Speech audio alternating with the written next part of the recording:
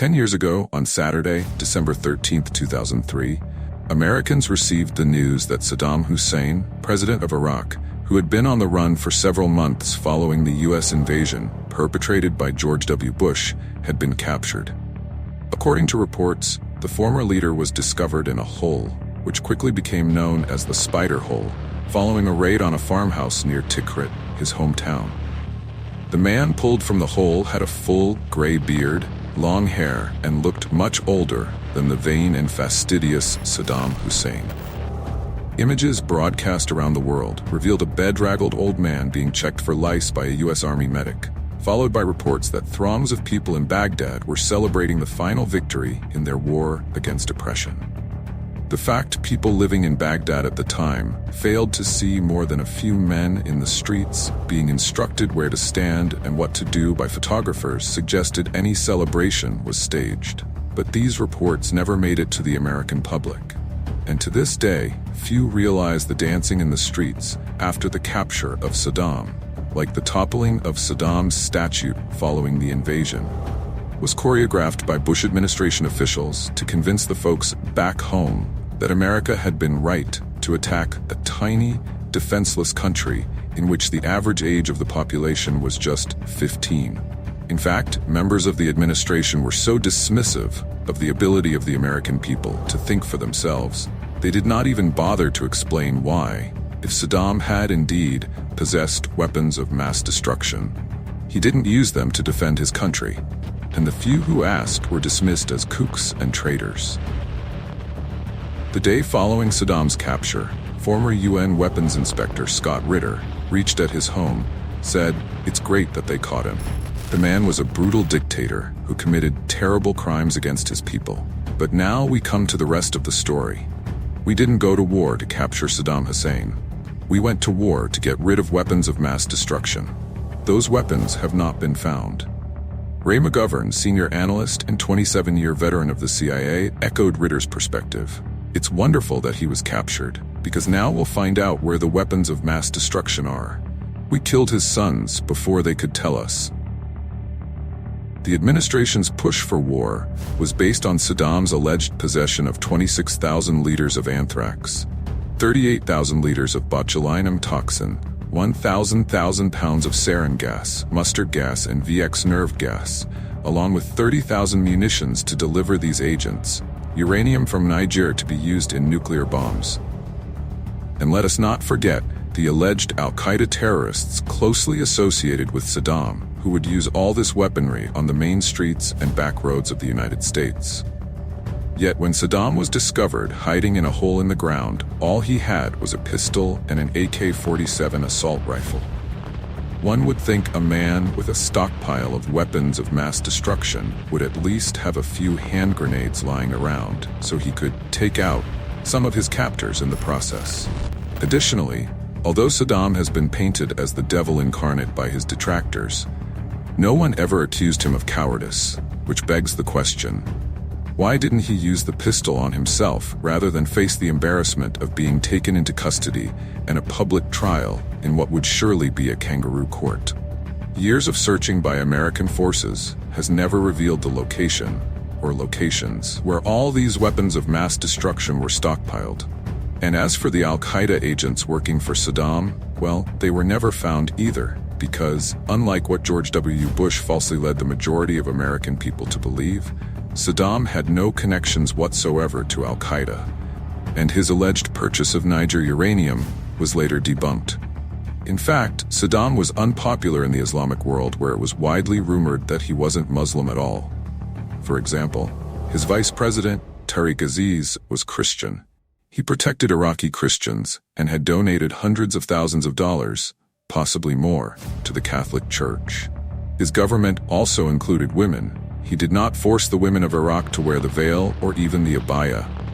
His wife taught school, and the women in his family often appeared in public and on television, all of which was criticized by staunch Muslims. Saddam's mother was a fortune teller, and there had long been talk that Saddam believed himself to be the reincarnation of King Nebuchadnezzar II, who was neither Arabic nor Islamic, creator of the legendary Hanging Gardens of Babylon. One of Saddam's pet projects was to rebuild the ancient city and move the Iraqi capital from Baghdad to Babylon. Prior to the American invasion, he had completed the famous Ishtar Gate, and in September 2002, appeared at a celebration officially opening the Ishtar Temple. He also had pagan images featured on Iraqi paper currency. Osama bin Laden and other Muslim extremists despised Saddam, branding him a pagan devil and the great Satan. Today, 10 years after the capture of the old man in the spider hole, all but the most hard-headed and/or uninformed U.S. citizens realized the so-called weapons of mass destruction and other materials weren't there, and the allegations of the Bush administration were nothing more than a lot of overblown rhetoric and outright lies, designed to terrify the American people into supporting an unnecessary war. Nevertheless, a few Bush cronies became rich beyond their wildest dreams of avarice, while allowing a few Defense Department chicken hawks to play at empire building. In the process, hundreds of thousands of Iraqi citizens, mostly women, children, and the elderly, were killed, and others went without the basic necessities, such as shelter, food, water, and electricity. After his capture, Saddam was placed in a small cell where he was forced to wash his clothing in a basin and hang them to dry. It wasn't long before the British Sun published a photograph of Saddam clad in nothing but tidy, often misspelled tidy, whities. Saddam wore boxers. This, of course, was a violation of the Geneva Convention, which forbids the subjection of prisoners to insults and public curiosity. The photograph of the scantily clad dictator was published in May 2005 and broadcast worldwide. But there were much more significant incidents kept from the American people.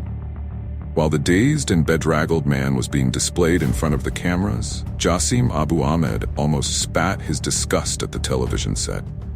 "It's not him," Ahmed insisted, waving his hand and looking away from the screen. "Everybody knows it's not him. Why do they keep showing this?"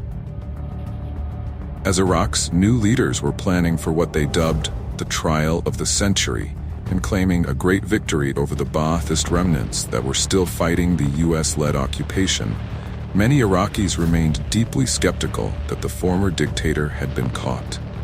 In a country where the press was always controlled by the state and then by an invading foreign power, people had learned not to trust what they saw or heard in the media. They had watched television news reports during the war that spoke of Iraqi military victories, even as U.S. troops entered Baghdad, and when they saw a weak old man the U.S. claimed was their former leader, many felt they were still being fed lies.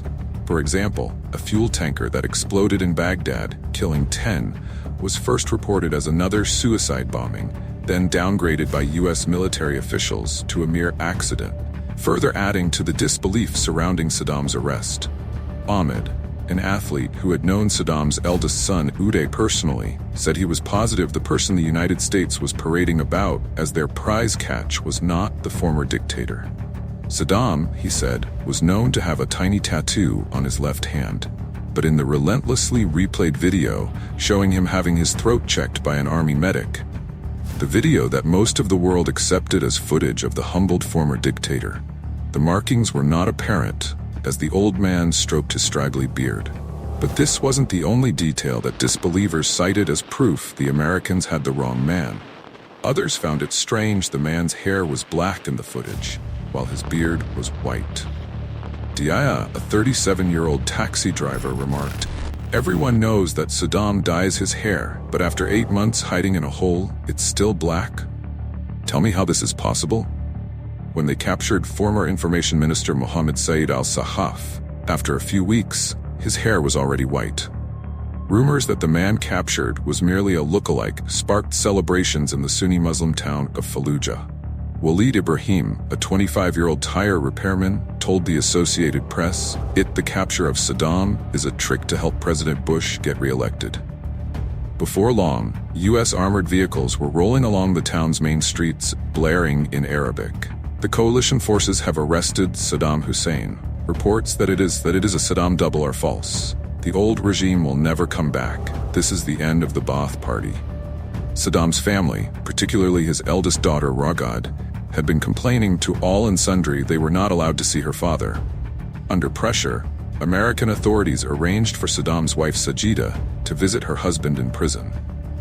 She was the first of his relatives to see him following his capture the previous December. Toward the end of March, Sajida Harala Tufa, accompanied by Sheikh Hamad Al Thani, flew from Syria to Qatar aboard Hamad's private jet.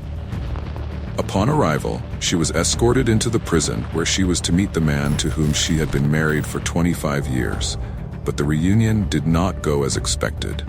Shortly after entering the room where Saddam sat waiting, Sajida came storming out in a rage. "This is not my husband. It's his double. Where is my husband? Take me to my husband." Following her display of outrage, several reporters noted that live footage and photographs of the man being tried as Saddam revealed he had bad teeth and an underbite.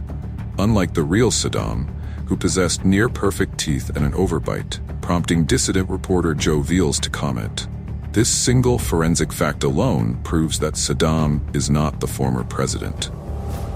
Even though his captors allegedly conducted DNA testing that proved the man in custody was Saddam Hussein, some questioned the speed at which the results of this testing were completed. Those who insist the man captured was indeed Saddam say he had simply changed after being on the run for so long and spending most of his time underground lying in a hole. But the invasion of Iraq occurred in March 2003, and Saddam was captured in December. Could living in adverse conditions a mere 9 months have wrought such a change that his own wife of 25 years did not recognize him? And if she did not recognize him from his appearance, would she not have at least recognized his voice? Back to the DNA testing. After American officials crowed about capturing Saddam, admitting they had the wrong man would have been an insurmountable embarrassment. And if the government had captured the wrong man, there was the possibility the American people would begin to question everything else and arrive at a conclusion that could have resulted in the impeachment of both George W. Bush and Dick Cheney.